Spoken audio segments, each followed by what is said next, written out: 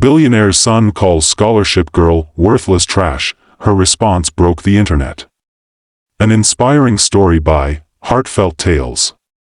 The cafeteria fell silent as Marcus Wellington III slammed his platinum credit card on the table, his voice cutting through the air like a blade. "You're worthless trash, Zara. You'll never amount to anything more than the scholarship charity case you are." Every eye in the room turned toward the 17-year-old girl standing frozen with her lunch tray, her scholarship acceptance letter scattered on the floor where he'd knocked it from her hands. But what Marcus didn't know was that this moment would become the catalyst that would completely destroy his reign of terror at Westbrook Academy, and transform Zara into the most powerful student the school had ever seen. If you're enjoying this story of triumph over adversity, please hit that like button and let me know in the comments what inspires you most. Don't forget to subscribe to Heartfelt Tales for more uplifting stories. Zara Thompson had arrived at Westbrook Academy 3 months earlier, her acceptance letter clutched in trembling hands and her mother's proud tears still fresh in her memory. The prestigious private school was a world away from her neighborhood in East Oakland, where gunshots were more common than gardeners and dreams often died before they had a chance to bloom. But Zara was different. She had earned her place through sheer brilliance, scoring perfect marks on every standardized test and writing an essay about overcoming poverty that had moved the admissions committee to tears.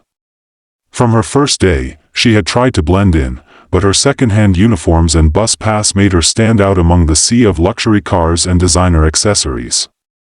The other students seemed to exist in a bubble of privilege that she could observe but never quite penetrate. She ate lunch alone, studied in empty classrooms, and kept her head down, focusing on her grades and the future she was determined to build. Marcus Wellington III ruled Westbrook Academy like his personal kingdom. The son of a tech billionaire, he had never known want or struggle. His father owned 3 of the buildings where Zara's friends and family lived, though Marcus had never bothered to learn such details. To him, people like Zara were invisible until they dared to take up space in his world.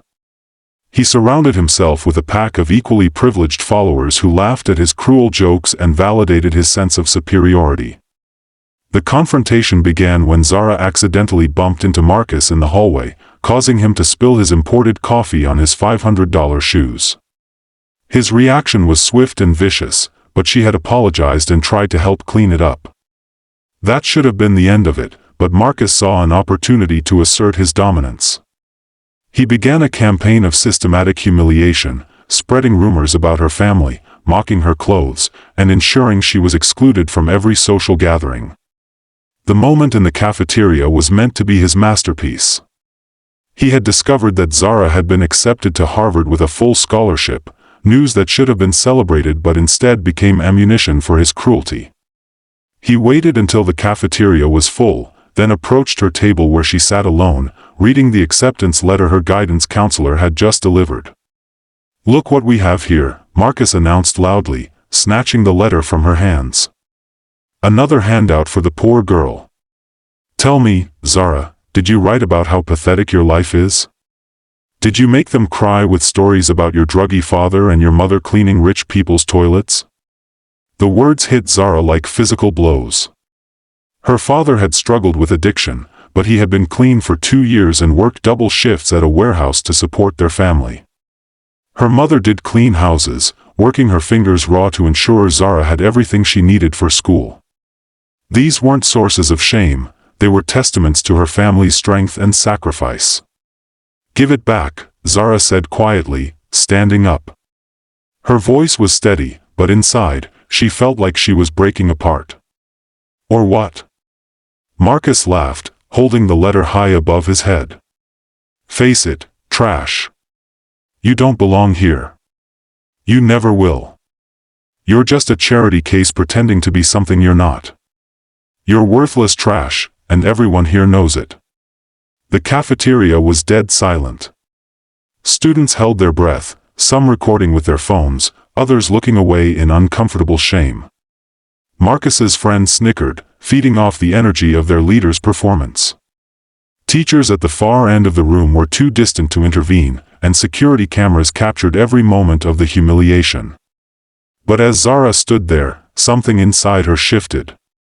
She thought about her grandmother, who had raised 6 children alone after her husband died in Vietnam, who had told her stories about ancestors who survived slavery and built communities from nothing. She thought about her mother, who read 3 books a week from the library because she never got the chance to finish high school herself, who worked 60-hour weeks so Zara could have tutoring and test prep books. She thought about her father, who fought his demons every day and won, who called her Professor, because he believed so fiercely in her future. "You're right about one thing, Marcus," Zara said, her voice growing stronger. "I am different from you." She stepped forward, and something in her demeanor made him lower the letter slightly. "You see, you've had everything handed to you your entire life. Private tutors, test prep courses, college consultants, and a father who can buy your way into any school you want. But me? Every achievement I've earned has been through my own sweat and determination." The room was still silent, but now students were leaning in, sensing that something significant was happening. Zara continued, her voice carrying clearly to every corner of the cafeteria. "That Harvard acceptance letter? I earned it with a perfect GPA while working 20 hours a week at a grocery store to help my family pay rent. I earned it by studying under streetlights when our electricity got cut off. I earned it by reading library books with pages missing because I couldn't afford to buy new ones. You call me worthless trash, but I've accomplished more with nothing than you've ever done with everything." Marcus's confidence began to waver. This wasn't how the script was supposed to go. Zara was supposed to cry, maybe run away, certainly not stand up to him with such quiet dignity. "My mother cleans houses," Zara continued, "and she does it with more honor and integrity than you've shown in your entire privileged life. My father has made mistakes, but he faces them every day and works to be better. They've taught me something you'll never understand, that worth isn't measured by the size of your trust fund or the brand of your clothes. It's measured by how you treat others, especially those who can't do anything for you." She stepped closer to Marcus, her eyes never leaving his. "You want to know what's really worthless? It's using your privilege to tear down someone who's worked harder than you ever have. It's being so threatened by someone else's success that you have to try to destroy them to feel good about yourself. That's not power, Marcus. That's weakness." The letter was now hanging limply in Marcus's hand. Around them, students were pulling out their phones not to mock Zara, but to capture her words. Some were nodding, others had tears in their eyes. Even Marcus's usual supporters looked uncomfortable, perhaps seeing their own behavior reflected in Zara's mirror. "Here's what's going to happen," Zara said, taking the letter from his unresisting fingers. "I'm going to Harvard in the fall, and I'm going to become the kind of person who lifts others up instead of tearing them down. I'm going to study law, and maybe someday I'll represent families just like mine when landlords like your father try to exploit them." Marcus's face went pale. He had never connected his father's business practices to real people with real lives. "And you know what else? I'm not going to let you do this to anyone else." Zara looked around the cafeteria, making eye contact with students she recognized as fellow scholarship recipients, kids who wore thrift store clothes and brought lunch from home instead of buying it from the expensive cafeteria. "Every person in this school has worth. Every person deserves respect. And if you're too small a person to see that, then you're the one who doesn't belong here." She picked up her lunch tray and turned to walk away, then paused. "Oh, and Marcus? That coffee you spilled on your shoes this morning? Those shoes cost more than my family spends on groceries in a month. But I still said I was sorry and tried to help you clean them. That's the difference between us." As Zara walked out of the cafeteria, something extraordinary happened. One by one, students began to stand up. First, it was Maya, another scholarship student who had been hiding her own struggles with poverty. Then Jake, who had been bullied for his learning disability. Then Sarah, who had been mocked for her anxiety. Soon, nearly half the cafeteria was on their feet, not applauding but simply standing in solidarity. Marcus looked around at the faces surrounding him, some sympathetic, some disappointed, many seeing him clearly for the first time. His usual supporters seemed to be reconsidering their allegiances. For the first time in his life, his money and status weren't enough to command respect. The aftermath was swift and decisive. Videos of Zara's speech went viral, not just at Westbrook Academy but across social media platforms worldwide. News outlets picked up the story, framing it as a powerful moment of one young woman standing up to privilege and bullying. Harvard's admissions office called personally to congratulate Zara and invite her to speak at their Diversity and Inclusion Conference. But the real change happened within the walls of Westbrook Academy. Zara's courage had opened a floodgate of conversation about inequality, privilege, and the responsibility that comes with advantage.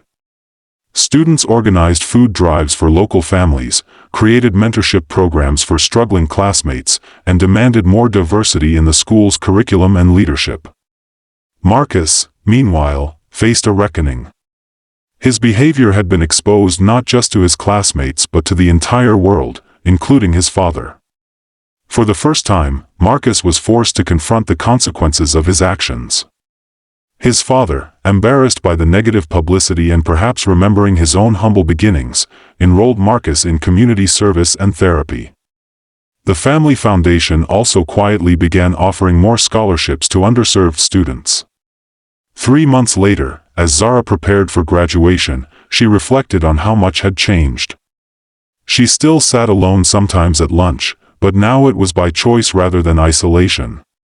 Students regularly joined her, seeking her advice or simply wanting to be around someone who radiated such authentic strength.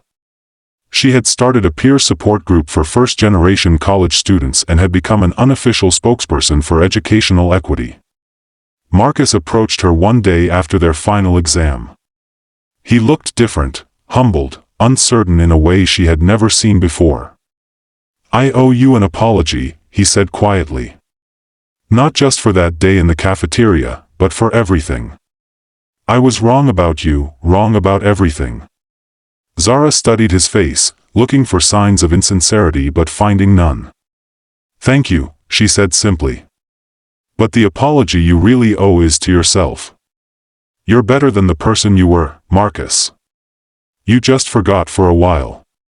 He nodded, his eyes bright with unshed tears. "I'm taking a gap year before college. I'm going to work with my father's foundation, visit the communities we serve, try to understand what I never bothered to learn before. Maybe I can use my privilege for something good." "That's a start," Zara agreed. "But remember, privilege isn't something to feel guilty about, it's a responsibility. The question isn't whether you have advantages, it's what you do with them." On graduation day, Zara stood at the podium as valedictorian, looking out at a sea of faces that represented every background, every struggle, every dream that Westbrook Academy housed. Her speech wasn't about her own achievements but about the power of community, the importance of lifting each other up, and the truth that everyone, regardless of their zip code or bank balance, has something valuable to contribute. "3 months ago, someone told me I was worthless trash," she said, her voice carrying clearly across the silent auditorium. "Today, I want to tell you that no one, has the right to define your worth. Your value doesn't come from what others think of you. It comes from knowing who you are, where you come from, and where you're determined to go." She paused, looking directly at Marcus, who sat in the third row with his parents. He had grown 3 inches and lost the sneer that had once defined his face. We all have the power to choose who we become. We can be people who build others up or tear them down. We can use our gifts to serve ourselves or to serve something greater. The choice is ours, every single day. As Zara descended from the podium, her Harvard acceptance letter tucked safely in her graduation portfolio, she carried with her more than just academic achievements. She carried the knowledge that she had found her voice, used it to defend not just herself but others, and in doing so had changed not just her own trajectory but the entire culture of her school. The girl who had once eaten lunch alone now had a community of supporters who would follow her to whatever heights she chose to climb. And more importantly, she had learned that her worth had never been in question, she had simply needed to claim it for herself. This story reminds us that our worth isn't determined by others' opinions or our circumstances, but by our character and determination. What challenges have you overcome that made you stronger? Share your inspiring stories in the comments below. I read every single one. If this story touched your heart, please give it a like and share it with someone who needs to hear this message today. For more uplifting stories about triumph over adversity, courage in the face of bullying, and the power of standing up for what's right, make sure to subscribe to Heartfelt Tales and hit that notification bell. Together, we can create a community where everyone's story matters and everyone's worth is recognized. Remember, you are valuable, you are worthy, and your voice matters. Thank you for being part of the Heartfelt Tales family.